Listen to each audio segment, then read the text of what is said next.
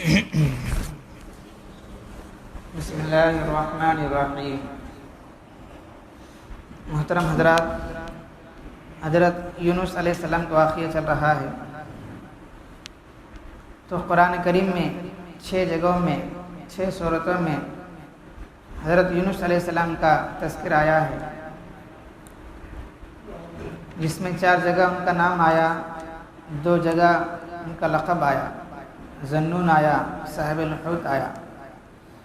تو آج کے تعلیم میں یہ 6 صورتوں میں سے ایک آیت کا تفسیر سمجھنے کی کوشش کریں گے۔ وہ کیا ہے؟ وَظَنُّونِ إِذْ ذَهَبَ مُغَاضِبًا فَظَنَّ أَن لَّن نَّقْدِرَ عَلَيْهِ فَنَادَىٰ فِي الظُّلُمَاتِ أَن لَّا إِلَٰهَ إِلَّا أَنتَ سُبْحَانَكَ إِنِّي كُنتُ مِنَ الظَّالِمِينَ۔ اس کا معنی کیا ہے؟ اور ظنون، یونس کا معاملہ یاد کرو، جب ایسا ہوا تھا کہ وہ راہ حق میں خشمناک ہو کر چلا گیا، غصہ ہو کر چلے گئے یونس علیہ السلام۔ غصہ کئی ہوئی ہے، یعنی قوم دعوت کو قبول نہیں کرے، قوم کفر و شرک کو نہیں چھوڑے، قوم ایمان نہیں لائے، تو بول کے بددعا دے کر ناراض ہو کر چلے گئے قوم سے۔ پھر اس نے خیال کیا کہ ہم اس کی تنگی آزمائش میں نہیں ڈالیں گے۔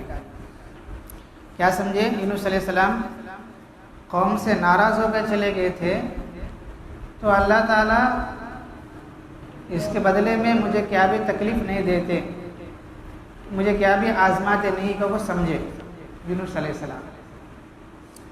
اصل میں کیا ہوتا ہے، نبیوں کا کام کیا ہوتا ہے؟ قوم کو دعوت دینا ہوتا ہے، امت کو دعوت دینا، سمجھانا ہوتا ہے۔ امت کیسے تو بھی ہو، امت نافرمان ہے، کفر شرک کرتے، بات نہیں مانتی ہے، پھر بھی نبیوں کا کام کیا ہوتا ہے؟ قوم کو سمجھانا ہوتا ہے، قوم میں رہنا ہوتا ہے، ان لوگوں میں رہنا ہوتا ہے۔ تو یہاں بات کیا ہے اس آیت کو لے کر؟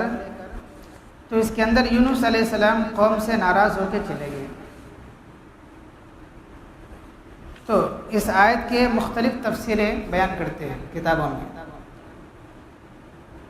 اس آیت کی تفسیر میں مختلف اقوال ہے۔ کچھ لوگ یہ تفسیر کرتے ہیں یونس علیہ السلام اپنی قوم سے ناراض ہو کر چلے گئے۔ یونس علیہ السلام پہلا تفسیر، دھیان سے سنیے بھائی، بہت اہم تفسیر ہے، کیونکہ پورا یونس علیہ السلام کا قصہ اس آیت سے جڑا ہوا ہے۔ اگر اس آیت کو صحیح سمجھیں گے، یونس علیہ السلام کا قصہ صحیح سمجھ میں آئے گا، نبیوں کا کیا کام ہے، نبیوں کے متعلق ہمارا کیا عقیدہ ہونا ہے، یہ ساری باتیں ہمیں اس آیت کے سمجھنے سے سمجھ میں آتا ہے۔ اگر اس آیت کو نہیں سمجھیں گے، اس تفسیر کو نہیں سمجھیں گے، پھر نبیوں کے بارے میں ہمارے دل میں ذرا خیال پیدا ہو سکتا ہے، نبیوں کے شان کے خلاف ہمارے دل میں خیال پیدا ہو سکتا ہے، کیونکہ نبیوں کے عظمت ہمارے دل میں ہو۔ انبیاء معصوم ہوتے ہیں، کیا بھی گناہ نہیں کرتے ہیں، ہمارے جیسے انسان نہیں ہے، وہ تو فرشتوں سے آگے بڑھے ہوئے ہیں۔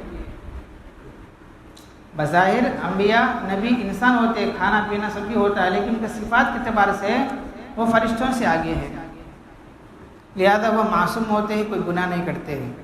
اب اس آیت کی تفسیر کو سمجھیں گے تو اصل یونس علیہ السلام کے ساتھ کیا معاملہ ہوا، یہ سارے باتیں سمجھ میں آئیں گے۔ تو تفسیر کیا ہے؟ بعض لوگ کیا بولتے ہیں، یونس علیہ السلام اپنی قوم سے ناراض ہو کر چلے گئے۔ کتنے لوگ تھے؟ 1,20,000 آبادی تھی۔ کون سا گاؤں؟ نینوا۔ نینوا کا ہے؟ عراق کے اندر ہے۔ کہاں ہے جی؟ عراق کے اندر ایک شہر ہے۔ اور وحی کا انتظار، خدا کی مرضی معلوم کیے بغیر چلے گئے۔ اللہ کا وحی کیا بھی آئے نہیں، تمہیں چھوڑ کے چلے جا بول کے، تو اللہ کے وحی کے انتظار کیے بغیر قوم سے ناراض ہو کر چلے گئے۔ انہوں نے یہ سمجھا، کون؟ یونس علیہ السلام یہ سمجھا، ہم ان کی اس جلد بازی پر ان کو آزمائش اور تنگی میں نہ ڈالیں گے۔ یونس علیہ السلام کیا سمجھے؟ میرے ایسے جانے سے اللہ مجھ پر کیا بھی ناراض نہیں ہوتے، اللہ مجھے کیا بھی تکلیف نہیں دیتے، ویسا سمجھ کو گئے۔ سمجھ آ رہی ہے؟ یعنی اللہ مجھے چھوڑ ڈالتے لے، کو چلے گئے یونس علیہ السلام. اس تفسیر کے مطابق مغاضباً کا تعلق یعنی غصہ ہوئے کس سے؟ قوم سے. ناراض کس سے ہوئے؟ کس سے ہوئے بھائی؟ اللہ سے نہیں. کس سے ناراض ہوئے؟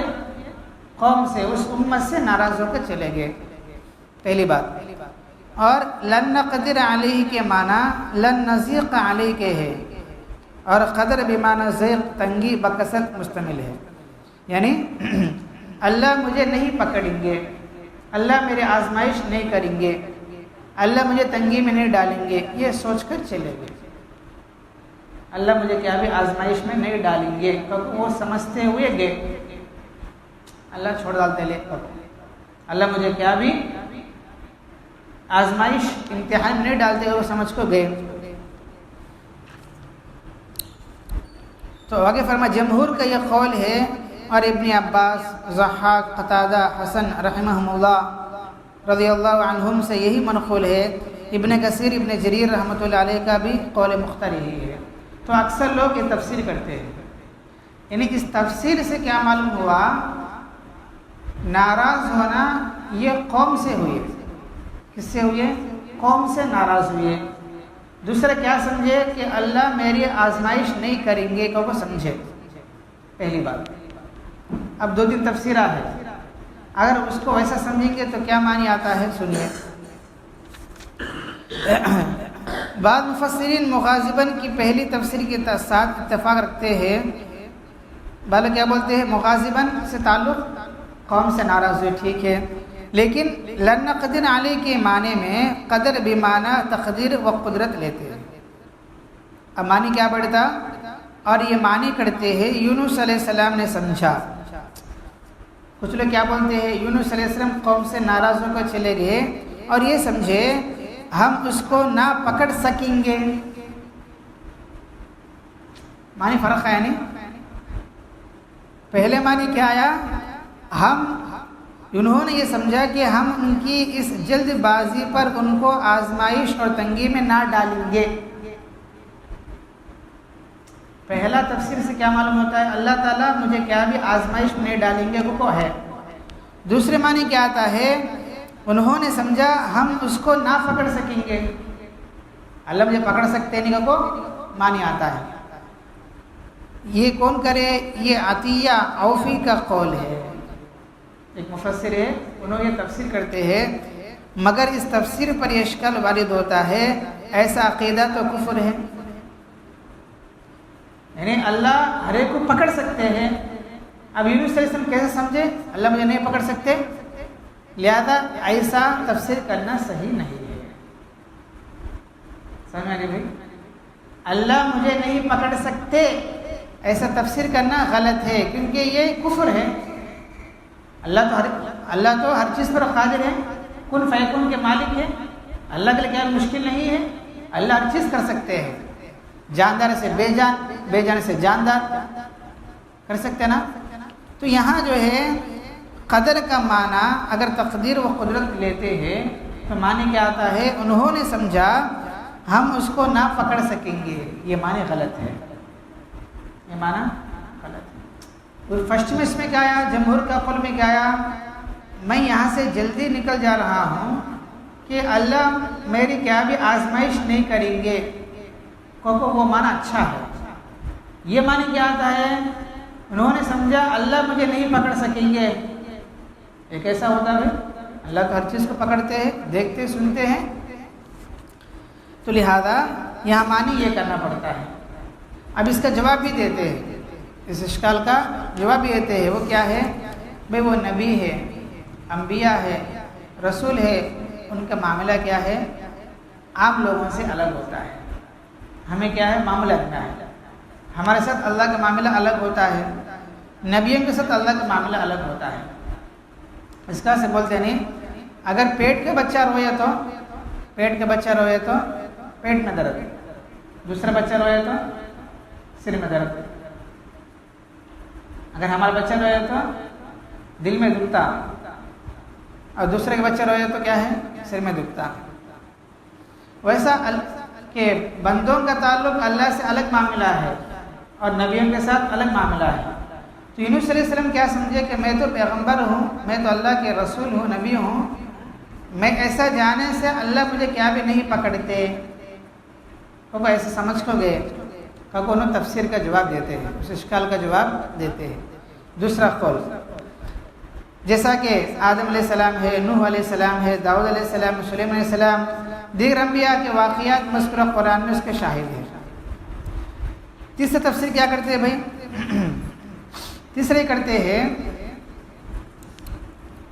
کہ مغاضباً کا تعلق اللہ تعالیٰ کے ساتھ ہے۔ دیکھو یہ بالکل الگ ہے، یہ تفسیر بالکل الگ ہے، یعنی ناراض کس سے ہوئی ہے؟ قوم سے نہیں، اللہ سے۔ یہ کیسا ہوتا بھائی؟ نبی اللہ سے ناراض ہوتے نہیں ہوتے، قوم سے تو ناراض ہو سکتے ہیں۔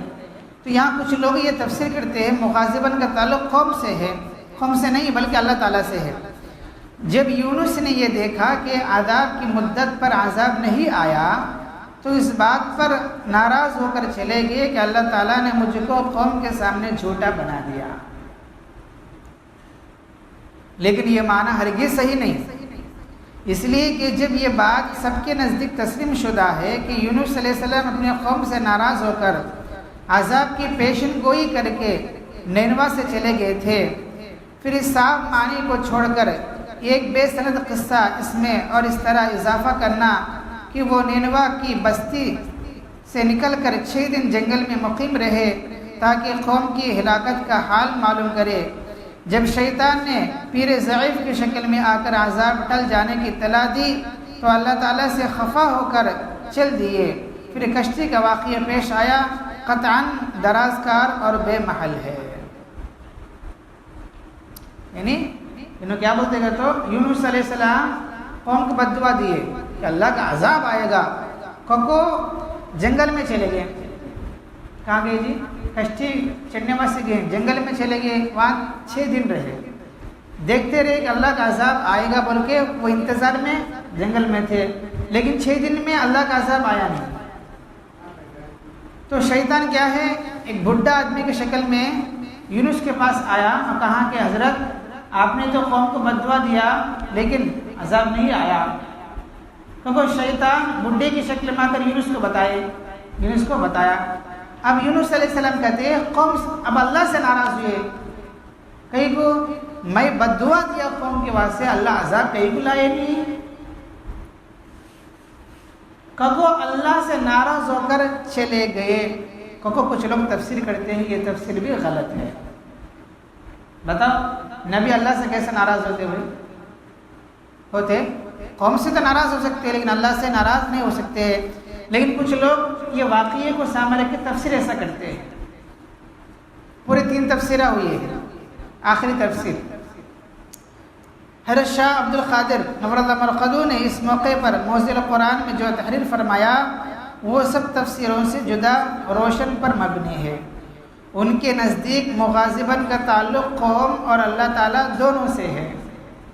کچھ لوگ کیا بولتے ہیں یہاں ناراضگی کا تعلق قوم سے بھی ہے اللہ سے بھی ہے، کو شاہ عبد القادر رحمۃ اللہ علیہ اپنی تفسیر میں تفسیر کرتے ہیں۔ اور یونس علیہ السلام کی ناراضگی کا معاملہ 3 مرتبہ پیش آیا۔ کتنے مرتبہ ہوئے؟ 3 مرتبہ ناراض ہوئے۔ ایک جبکہ ان کو نینوا جانے کا حکم ملا، اہل شہر نے شرک و کفر، ظلم و ستم میں طوفان برپا کر رکھا ہے۔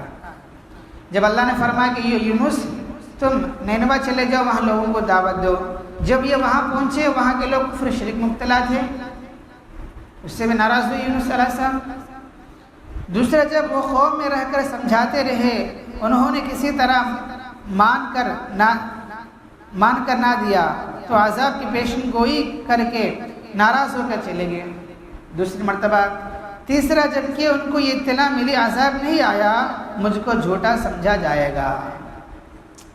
یعنی 6 دن میں عذاب نہیں آیا، اب نہیں آیا تو لوگ کیا سمجھیں گے؟ جھوٹا ہے بول کے سمجھیں گے، یونس جھوٹا ہے، اللہ کا عذاب آتا بول کے بدو دے کے چلے گیا، اب اللہ کا عذاب نہیں آیا، لوگ مجھے کیا سمجھیں گے؟ یہ جھوٹا بول کے سمجھیں گے، اس سے وہ اللہ تعالیٰ سے ناراض ہو کے چلے گئے۔ فرماتے یہ تفسیر بھی صحیح نہیں ہے۔ اب یہ پوری کتابوں کی تفسیر آ گئی، کتابہ تو جمہور یعنی اصل کیا معنی لینا ہے، اصل تفسیر صحیح کون سا ہے بھائی؟ یہی ہے تفسیر کہ وَظَنُّونِ إِذْ ذَهَبَ مُغَاضِبًا فَظَنَّ أَن لَّن نَّقْدِرَ عَلَيْهِ کہ تفسیر صحیح تفسیر جمہور کا یہ ہے یونس علیہ السلام اپنی قوم سے ناراض ہو کر چلے گئے اور وحی کا انتظار خدا کی مرضی معلوم کیے بغیر چلے گئے۔ انہوں نے یہ سمجھا کہ ہم ان کی اس جلد بازی پر ان کو آزمائش اور تنگی میں نہ ڈالیں گے۔ یہی تفسیر زیادہ صحیح ہے۔ سمجھ آ رہی بھائی؟ اب اس آیت کو سمجھیں گے تو جو ہے اب آگے کیا نکلتا ہے انشاءاللہ سبا کی تعلیم بات آتی ہے۔ خلاصہ کلام یہ ہے کہ یونس علیہ السلام قوم سے ناراض ہو کر چلے گئے، یہ سمجھتے ہوئے کہ اللہ تعالیٰ میری اس جلدی میں یعنی وحی کے انتظار کے بغیر جلدی میں جانے سے اللہ میرے آزمائش نہیں کریں گے، یہ سمجھتے ہوئے کشتی میں چڑھ گئے تھے۔ پھر کشتی میں جانے کے بعد کشتی ڈوبنے کے قریب ہو گیا۔ اب کشتی والے یہ بولے کہ جب بھی ایسا ہوتا ہے کہ ہم لوگ یہ سمجھتے ہیں کوئی غلام اپنے آقا سے بھاگ گیا، اس کو جو ہے اس کشتی سے نکال کر دریا میں ڈال دیں گے تو کشتی والے بچ جائیں گے۔ تو یونس علیہ السلام سمجھ گئے شاید وہ بھگوڑا غلام میں چھے۔ انہیں کیا بولے بھائی میں اپنے آقا اللہ سے یعنی اللہ کے حکم کے بغیر اللہ وحی نہیں بھیجے تم یہاں چھوڑ کر چلے جاؤ، میں وحی کے انتظار کیے بغیر اس شہر کو چھوڑ کر آ گیا ہوں، میں اللہ کا بھگوڑا غلام ہوں، مجھے ڈال دو بول کے کشتی والوں کو بول دیے۔ کشتی والے کیا بولے حضرت آپ تو اللہ والے معلوم ہوتے ہیں، بزرگ معلوم ہوتے ہیں، نیک معلوم ہوتے ہیں، ہم ایسا کام نہیں کر سکتے، ایسا کریں گے چیٹیاں اڑائیں گے، قرآ ڈالیں گے۔ کیا کریں گے؟ قرآ ڈالیں گے، چیٹا لکھ کے نامہ لکھ کے قرآ ڈالے تو 3 مرتبہ بھی یونس کا نام آیا۔ اب لوگ بھی سمجھ گئے تھے، اب لوگ کیا کریں مجبوراً ان کو سمندر میں ڈال دیے، دریا میں ڈال دیے، یا وہ خود چھلانگ مار کے اندر چلے گئے۔ اب مچھلی کا حکم ہوا اللہ تعالیٰ کا، مچھلی کیا ان کو نگل لیا۔ ایسا واقعہ پیش آیا تھا یونس علیہ السلام کے ساتھ۔ تو یونس علیہ السلام اللہ سے ناراض ہوئے نہیں ہے، اللہ سے ناراض ہوئے نہیں ہے، یہ تفسیر غلط ہے۔ اور یہ بھی غلط ہے یونس علیہ السلام بد دعا دے کر 3 دن یا 6 دن کسی جنگل میں رہے، عذاب آئے گا دیکھیں گے بول کے، یہ بھی صحیح نہیں ہے، یہ بھی صحیح نہیں ہے۔ صحیح کیا ہے یونس علیہ السلام قوم کو بد دعا دے کر فوراً چلے گئے کشتی میں چڑھنے کے لیے۔ پھر وہاں جانے کے بعد ان کا آزمائش ہوا، ان کے امتحان ہوا نہیں ہوا، مچھلی کے پیٹ میں چلے گئے، 3 دن رہے یا کچھ گھنٹے رہے۔ صحیح تفسیر یہ ہے۔ اب آگے جو اس کے متعلق کیا نکلتا ہے سبق کی تعلیم معلوم کریں گے۔ اللہ تعالیٰ سے دعا ہے اللہ پاک ہم سب کو عمل کی توفیق عطا فرمائے۔